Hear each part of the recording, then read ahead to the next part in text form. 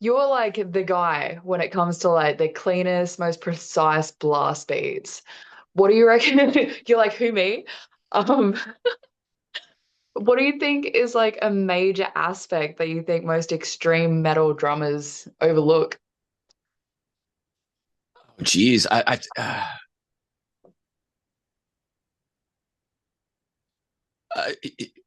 it's not all about the blast.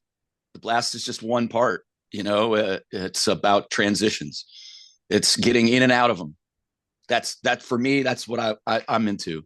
Is how do I get into this thing, and then how do I get out of it? So that's what I would say for me. That's what I'd say. That's a really good answer. When you play live, do you improvise any of your fills, or is it always just like what is set out? No, there's no improvising per se.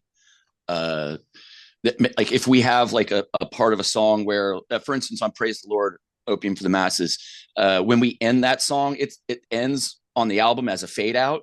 So we just have to like kind of do 3 or 4 versions of it, repetitions, and then stop. In the last couple tours, I've been kind of messing around with like an extra kind of groove at the very last repetition.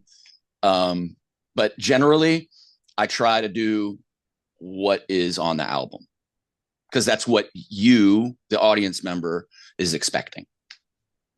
That's very true. I do hate when you're like in the midst of like the hardest song that you love, and I'm like, what the fuck is that? They changed it on me. Like I wasn't ready. Right. Yeah. I feel the same way when I go to a show. For yourself, how did you learn to play so quickly? It took a lot of time. Yeah. I wasn't and I will say, actually, I don't believe I am a fast player. Uh, Interesting. but it was something that didn't come naturally. It's something I had to work at, and I work at all the time. I'm actually my iPad here is sitting on my practice pad, and leading up to this, I was practicing. I was tapping away with my stick and just trying to keep up on my chops. And you just got to push. You got to push yourself. It's just like anything in life. When it comes to athleticism, you have to constantly hit a level and push a little past it, and then hit that level and push a little past it and continue. So that's how I did that. Do you train like what train? Do you practice more for your endurance or your like precision of stuff? I'll have different routines. Sometimes I will do an endurance drill where it's just not playing the fastest I can play, but trying to play almost the fastest for as long as I can. And then I'll have drills where I push, where it's like I'll go for like 1 minute at like a tempo that I struggle at, and really, get that burn, get that forearm burning, and those muscles like in the arm, these guys that you see up in here, like once Huge. those things start burning, then you're doing something, So things like that. And then you got to worry about improvisation, even though I don't do it live. But when it comes time to write new stuff, it helps to have some tricks in the bag. So I guess that's Like what I would say. nice. When you guys like when you write, do you do you write with intention or do you just kind of like let it flow? A little both. Depends. Sometimes we'll have an idea of like something we want to do. Actually, a good example of that is Throw Them in the Van. The song Throw Them in the Van off our last album. We wanted to have a song that was in the vein of Kill Your Mother, Rape Your Dog, and Pissing in the Mainstream. A short, quick, kind of grimy song that gets from point A to point B real fast, or not necessarily real fast in a short amount of time. So that's a song where we kind of came in there with intention, wanted to go and do something in this vein, not exactly the same, but similar. And then there's times where, man, there's 1 or 2 songs in the past that we've put together that started out as 3 different songs, and we chopped them up and we rearranged them, and then those 3 became one. And then all the leftover bits are on the floor, wondering where they went. That's sick. It's how honestly, it's how you get all the best stuff coming together. In regards to your songs, like, oh, the more interesting lyrically, do you get much kickback for the more wild lyrics, or are people just like that's death metal, that's grind, we accept it? It's accepted. You're Yeah. if you've got thin skin, what are you doing here? Literally, it's not your scene, brother. Get out. No, it's not. Why don't you go listen to Mumford and Sons? That's so funny. Is there a song that you dread playing live? Like you've recorded and you're like, that's sick, and then it comes in set list and you're like, maybe not. Generally, any new song, when it's the Yeah. first kind of times we're playing it live, that's that's it. Because no matter how many times you practiced it in the rehearsal room leading up to the show's got different energy. You can spend all the time in the world in that practice room, and then you put one extra set of eyes on you, and it changes your physical energy. It goes from playing a song to performing a song.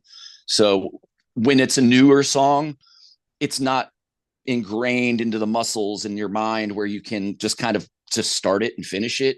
You're counting, you're doing a lot more of anticipating of what's coming up next, and you're less in a flow state and more in a I don't even know how to describe it, but I'll just say you're just not in a flow state where it's just pouring out of you. Totally know what you mean. Totally know what you mean. So you Dying Fetus is honestly it's probably in my top three favorite bands ever. Phenomenal. Thank you. Um, you're welcome. Obviously, heavy influence in the hardcore. Um, what kind of crowd do you prefer to play to? Like a hardcore crowd, grindcore crowd, death metal crowd? They've all got different vibes. You know what? I Any crowd where there's no barricade. Yes. I the barricade is cool. It's great, because it keeps. I don't know. It's not cool. It's not great. What am I talking about? They Who are you suck. trying to fool? I vibe very much, just me personally, off of the energy of the crowd. And as we've gotten bigger or being playing in bigger rooms, I get pushed farther and farther back into a little hole. And like it's kind of cool, I'm like in a little dark little space and back there playing. I feel all alone. And then we just did a tour where we had no barricade and we played more clubs, and it was fucking great. So the kids were on stage jumping and bouncing all around, and the pits were going and crowd surfing and stage diving, and my dudes or mic stands are getting knocked over, and I feel sorry for them because they might get their teeth bumped with their mics, and but They're fine. they like it too. We encourage it. We're like, look, this is this to quote my bass player Sean, this is your stage too. Just watch our microphones. Obsessed with that. I'm a Yeah. big fan of a No Barrier show. I think the first time I saw you guys was actually last year at Obscene Extreme. And Okay, yeah, I that's a no barrier show. I was the sickest I've ever been. I had pneumonia and I was like still up on stage in the pissing rain. I'm like, this is exactly where I want to be right now. Awesome, awesome. I've got numerous more friends than I can count that have toured with you guys. Most recently, I think it would have been Exile. And Okay. every band is like Dying Fetus is one band that I can watch night after night after night and not get bored of. Is there a band that you have toured with that you get that vibe from? You've just been genuinely surprised in how sick they are. Well, I already knew they were sick, but I mean, hate breed and suffocation can make me come out of mosh pit retirement pretty much any time. I'll watch Suffo every time. I'll watch Hate Breed every time. Uh, we did a 70,000 tons of metal one time back in like 2017, and Suffocation's playing, and all the bands that love Suffo, all the death metal bands are backstage, like hanging out, watching the side from the side stage. And I'm like, I'm stage diving, and I stage dive, and I landed on some girl. I ran back in, and I was like, I called everybody a bunch of pussies, and then Then I stage dove again, and apparently John, my guitar player, was out in the audience watching. He's like, "No, don't do it." Because if I get hurt, then, but It's like we need you. yeah, yeah, but you know, I'm sorry, suffocation was kicking ass, and I had to When jump. when the riff hits, When you've you got to, essentially signed a waiver. You're like, sorry, my guy. yep, you got it. Oh, that's amazing. What's like the wildest fan interaction that you've had? Uh, well, it was actually it's not really all that wild.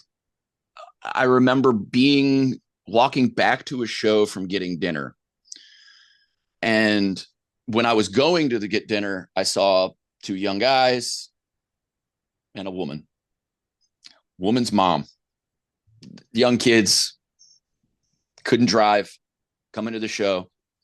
I walk back and I say, hey, what's going on, lady? Hey, what's up, mom? How you doing? That's cool. You're bringing the kids to the show. You didn't want to come? No.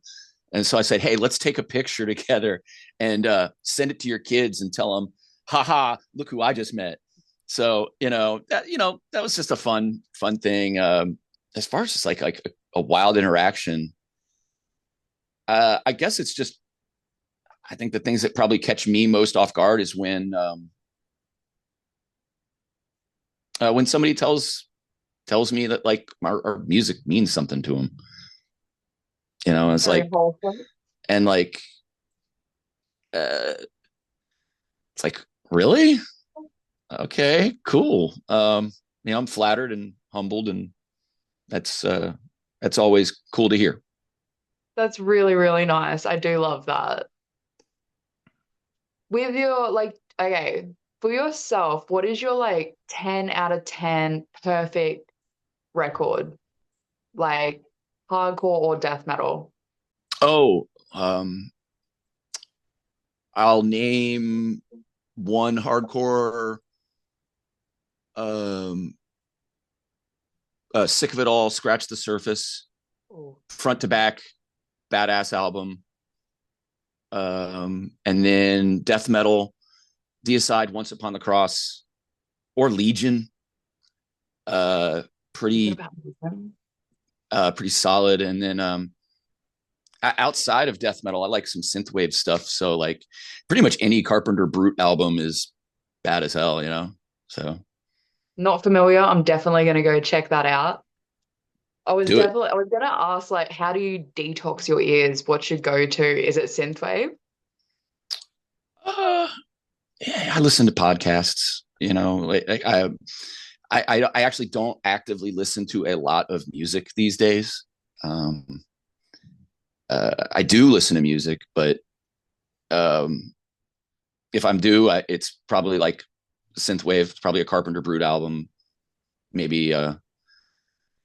Or like I can spin Once Upon the Cross from Deicide anytime, and that's, in fact, if I have a song stuck in my head, I just remember Deicide lyrics, and Glenn Benton helps purge all of that terribleness away, and I can just listen to Deicide and know that everything's right. The songbird of our generation, truly. Great, I love that. Love the dude's musical taste. Honestly, it's freaking phenomenal. I'm definitely a fan. Um, do you consider yourself much of a merch collector? No, no, No. no. I used to grab shirts from bands all the time. Now, if I really like the band, I'll buy a shirt from them. Because I'm like, look, I want you to have the money. Usually, it's an up and coming band. I do collect like unique things of ours. Um, Look, for instance, like the skateboard, right there. I've been You know, staring at that the whole that's a time, yeah. Dying Fetus skateboard, and I've got here. I don't know. Maybe they'll work. I got another one on the wall there, and uh, you know, collect kind of things like fans have given me. Do you mind if I just grab something from the other Yeah, room real go quick? for it. All Go, right, go, hold on. go. So like a fan made like an action figure of me. What? That is so in the cool. packaging. I think that they told me it was like from like some McFarlane Toys Kiss like thing. So that's actually like the Kiss drummer, but they modified it and did that. And then I had a fan make like a a knit doll of me, even with the Adidas and the silly Jeffrey Dahmer glasses I wear sometimes, Yo, and the hair and all that. So yeah, that's the kind of stuff I collect, is like things that people make for us. So that's so cool. That's mhm. so freaking cool. So you totally bypassed what the interview is for. You're doing a tour in Australia, Oh really? very soon. When was the last time you were there? It's probably a decade. It's probably about 10 years. I honestly I can't remember the exact year. Well, let's see. Probably 2013. So yeah. Yeah, probably No. 2013, 2014. Yeah, That it's is about 10 years. Yeah. that's awesome. Well, everyone's been hyped as anything for it. Like my whole Instagram feed is just everyone losing their minds. Good. You're like, good to know. Is there anything that you want to do while you're in Australia? Have you got many free dates while you're there? Oh, we don't. This is, it's pretty much get in, get out every day. Uh, that's one of the bummers of this kind of life is, oh, you've been to Australia. No, I haven't. Seen the venues in the airport. You got it. But we'll be heading there with 200 stab wounds. Some good dudes in from like from the death metal scene. We've toured with Yeah. them several times. I always have fun hanging with them. Fun little story about them is one day we were in Montreal, and after their set, they like to shotgun a beer. At this time, they were shotgunning White Claws, the seltzers, and I was like, man, these guys are some juggernauts, man. They're just out there chugging all the time. And I just combined the words chug and juggernauts. So I walked up to them and I was like, hey, what's up, juggernauts? And I chugged some beers with them. And then they made a shirt that said Chuggernaut Crew. So I'll be bringing my Chuggernaut Crew shirt to Australia and New Zealand on this tour and hanging out with these the good dudes in 200 stab wounds. That is so sick. That's awesome. I didn't even click that you're touring with 200 stab wounds because I mainly see the Manchester stuff these days. Mm-hmm. But that is so cool. Is there any Australian bands that you want to catch up with while you're in Australia? I'm good friends with Dave Haley from Psychroptic. I consider him a friend, and so we'll be running into him in Melbourne. And Perfect. Jason, their singer, said he wants to show us around uh, Tasmania and show us some stuff there if we have time. So Beautiful it'd place. be great to see those guys as friends and as peers in the scene. Um, Dan Preslin from Neo Obliscaris. I'm probably mispronouncing the name again. I'm sorry, Dan. I'll probably run into him in Australia, which I'll be actually running into all those guys soon because they're coming to Baltimore in a few days. But it'd be cool to see those dudes. Hopefully, some guys from Die Artist Murder show up. We're friends with some of those dudes, and yeah, I remember the guys in Dying Fetus long ago toured with. Oh my gosh, never mind. I can't remember. Can't remember the name of the band. But we're coming to Australia, and we'd love to play some good shows. The venues that you're playing are really good venues, so they'll be phenomenal. It'll be really great. Cool. Do you feel like Dying Fetus's sound is still evolving?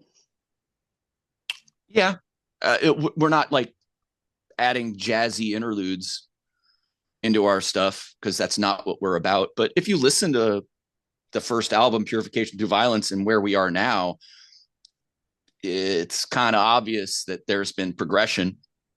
Heaps, And heaps. but I think that like whenever I see like when a new album comes out and people are reviewing it, and people say it's definitely a Dying Fetus album.